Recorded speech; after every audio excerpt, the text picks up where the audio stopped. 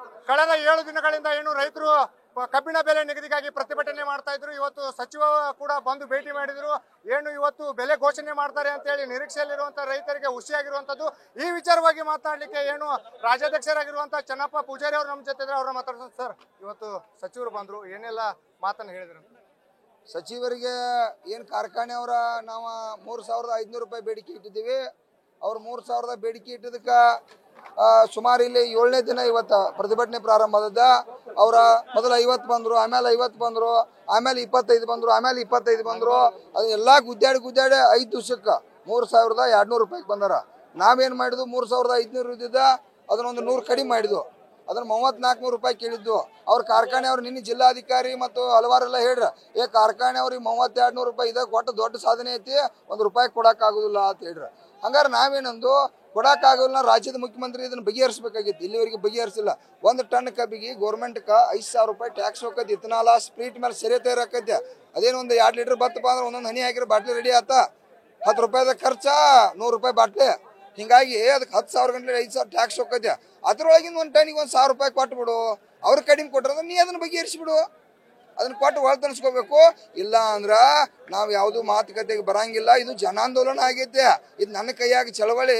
ನಾನೊಬ್ಬ ಮುಖಂಡ, ಶಶಿಕಾಂತ್ ಗುರೂಜಿ, ನಾವು ಇದಕ್ಕೆ ನೇತೃತ್ವ ಮುಖಂಡ. ಇವತ್ತು ನಾವು ಈಗಾಗಲೇ ಸಂದೇಶ ಕೊಟ್ಟುಬಿಡುದು. 7ನೇ ತಾರೀಕು ರಾಷ್ಟ್ರೀಯ ಹೆದ್ದಾರಿಗೆ ಇಡೀ ರಾಜ್ಯವ್ಯಾಪಿ 50 ಲಕ್ಷ ಜನ ಬರತಾರೋ ಹೆದ್ದಾರಿಗೆ. ಇಡೀ 30 ಜಿಲ್ಲೆಯಿಂದ ಎಲ್ಲ ರಾಷ್ಟ್ರೀಯ ಹೆದ್ದಾರಿಯನ್ನ ರೈತರು, ನಾಡಿನ ರೈತರು, ರೈತ ದೇವತೆಗಳು, ಕನ್ನಡ ಪರ ಸಂಘಟನೆಗಳು, ದಲಿತ ಪರ ಸಂಘಟನೆಗಳು ಮತ್ತು ಮಾಜಿ ಸೈನಿಕರು, ನಾಡಿನ ನನ್ನ ಎಲ್ಲ ವಕೀಲ ನ್ಯಾಯಾಧೀಶರು ಎಲ್ಲ ಕೂಡ ತೀರ್ಮಾನ ಮಾಡ್ಯಾರ. ನಾವು ನಿಮ್ಮ ಜೊತೆ ಅದೀವಿ, ಹೋರಾಟಕ್ಕೂ ಬರ್ತೀವಿ. ನಾಡಿನ ಸ್ವಾಮೀಜಿಗಳು ವಿಶೇಷವಾಗಿ ಇವತ್ತು ಎಲ್ಲ ನಾಡಿನ ಸ್ವಾಮಿ, ಯಾಕಂದ್ರೆ ಅಣ್ಣ ರೈತನ ಕಡೆ ರೊಕ್ಕ ಇದ್ರ ನಾವು ಮಠ ಮಣಿಗಳಿಗೆ ಕೊಡಕ್ ಸಾಧ್ಯತೆ. ಅದಕ್ಕಾಗಿ ಎಲ್ಲರೂ ತೀರ್ಮಾನ ಮಾಡ್ಯಾರು. ಮುಖ್ಯಮಂತ್ರಿ ಅವರ ಇವತ್ತು 2,000 ಗ್ಯಾರಂಟಿಗಳಿಗೆ 50,000 ಕೋಟಿ ರೂಪಾಯಿ ರೊಕ್ಕ ತೆಗೆದಿಟ್ಟಿದ್ರೆ, ನಾವು ವರ್ಷಕ್ಕೆ 50-60 ಸಾವಿರ ಕೋಟಿ ರೂಪಾಯಿ ನಿಮ್ಗೆ ರಾಜ್ಯ ಸರ್ಕಾರಕ್ಕೆ 50,000 ಕೋಟಿ, ಕೇಂದ್ರ ಸರ್ಕಾರಕ್ಕೆ 50,000 ಕೋಟಿ ಹಣ ಕೊಡ್ತು. ಅದ್ರೊಳಗಿಂದ 10,000 ಕೋಟಿ ರೂಪಾಯಿ ಮಣ್ಣು ಬೆಳಗಾವಿಗೆ ಬಂದಾಗ ಪ್ಯಾಕೇಜ್ ಮಾಡ್ರಿ ಅಂತ ಹೇಳಿನ ತಾವು ತೀರ್ಮಾನ ಮಾಡ್ರಿ. ಸರ್, ಈಗ ಎಚ್.ಕೆ. ಪಾಟೀಲ್ ಅವರು ನಿಮ್ಗೆ ಸಂಧಾನ ಕರೆದಿದ್ದಾರೆ ಬೆಂಗಳೂರಿಗೆ.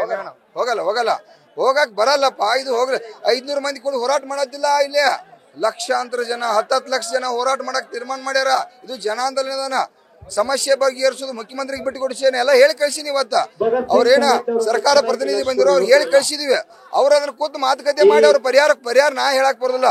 ಮುಖ್ಯಮಂತ್ರಿ ಬಜೆಟ್ ಕೊಡೋದು, ರೊಕ್ಕ ಕೊಡೋದು, ತೆರಿಗೆ ಹಣ ಕೊಡೋದು ಮುಖ್ಯಮಂತ್ರಿ ಘೋಷಣೆ ಮಾಡ್ಬೇಕಾ. ನಾ ಮಾತಾಡೋ ಅವಶ್ಯಕತೆ ಇಲ್ಲ. ಹಲವಾರು ವಿಚಾರಗಳನ್ನ ಈ ಘೋಷಣೆ ಮಾಡಿ ನಂತರ ಇವತ್ತು ನಾಳೆ ನಾವು 7-8 ಹೋರಾಟ ಮಾಡ್ತು.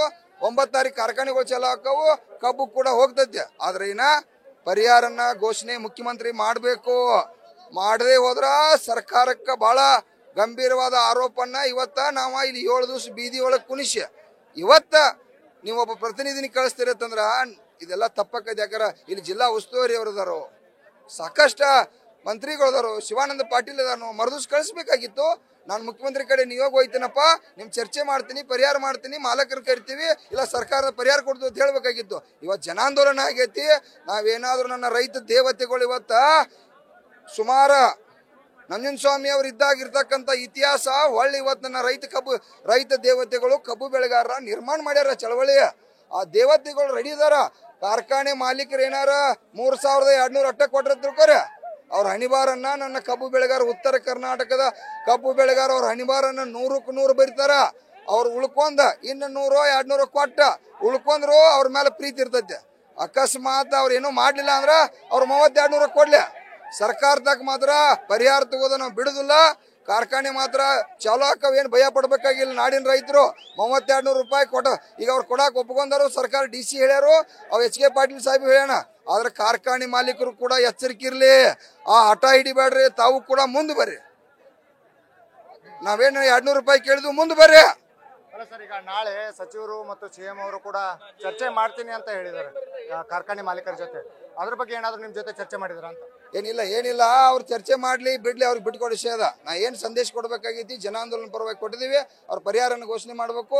ನಾಳೆ ಸಾಯಂಕಾಲ 4-5 ಗಂಟೆ ಒಳಗೆ ಬರಲಿಲ್ಲ ಅಂತಂದ್ರ ನಾವಂತೂ 7 ತಾರೀಕು ಯುದ್ಧಕ್ಕೆ 50 ಲಕ್ಷ ಮಂದಿ ನನ್ನ ದೇವತೆಗಳು, ರೈತ ದೇವತೆಗಳು ರೆಡಿ ಇದಾರೆ. ಕೊನೆಯದಾಗಿ ಗದಗದಿಂದ ಸಚಿವರು ಬಂದ್ರು, ಬೆಳಗಾವಿಯಲ್ಲಿ ಇಬ್ರು ಸಚಿವರು ಇದ್ದಾರೆ, ಒಬ್ರು ಕೂಡ ನಿಮ್ಗೆ ಸಂತ ಇದನ್ನ ಹೇಳಿಕ್ಕೆ ಬರಲಿಲ್ಲ, ಕಬ್ಬಿನ ಬೆಲೆ ಬಗ್ಗೆ ಚರ್ಚೆ ಮಾಡ್ಲಿಕ್ಕೆ ಬರಲಿಲ್ಲ, ಏನ್ ಹೇಳ್ತೀರಾ ಸರ್? ಅದೇ ದುರ್ದೈವ, ನಮ್ಮ ಚಪ್ಪಲ್ಲಿ ನಾವೇ ಬಡ್ಕೋಬೇಕು, ಅದನ್ನೆಲ್ಲ ಹೇಳಕ್ ಆಗಲ್ಲ. ಏನ್ ಹೇಳುದು, ದಿವಸ ಜಿಲ್ಲಾ ಉಸ್ತುವಾರಿ ಬರ್ಬೇಕು ಅಂತ ಪ್ರತಿನಿತ್ಯ ಘೋಷಣೆ ಆಗ್ತಾ ಇದೀವನ, ಏನ್ ಮಾಡಕ್ಕಾಗುತ್ತೆ? ನಮ್ ಬಾಳೆ ದುರ್ದೈವ. ಅದಕ್ಕೆ ಈ ಜನ ಆಂದೋಲನ ರೆಡಿ ಆಗಿದೆ.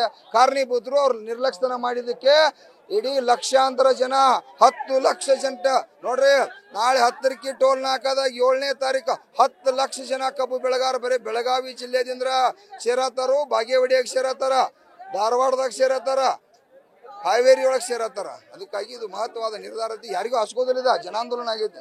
ಇವಿಷ್ಟು ಏನು ರೈತರ ಮಾತಾಗಿರುವಂತದ್ದು, ಏನು ಸಿಎಂ ಜೊತೆ ಚರ್ಚೆಗೆ ಹೋಗೋದಿಲ್ಲ, ನಾವು ಚರ್ಚೆಗೆ ಯಾವುದೇ ರೀತಿ ಭಾಗಿಯಾಗೋದಿಲ್ಲ ಅಂತ ಹೇಳಿ ಈಗಾಗಲೇ ನ್ಯೂಸ್ ಫಸ್ಟ್ ಜೊತೆ ಮಾತನಾಡಿರುವಂತದ್ದು. ಕ್ಯಾಮರಾ ಪರ್ಸನ್ ರೋಹಿತ್ ಜೊತೆ ಸಂಜೆ ಕೌಲಿಗೆ, ನ್ಯೂಸ್ ಫಸ್ಟ್ ಕೊಡಿ. ನ್ಯೂಸ್ ಫಸ್ಟ್ ನಿರ್ಭೀತಿಯಿಂದ ನಿಮ್ಮ ಪರವಾಗಿ.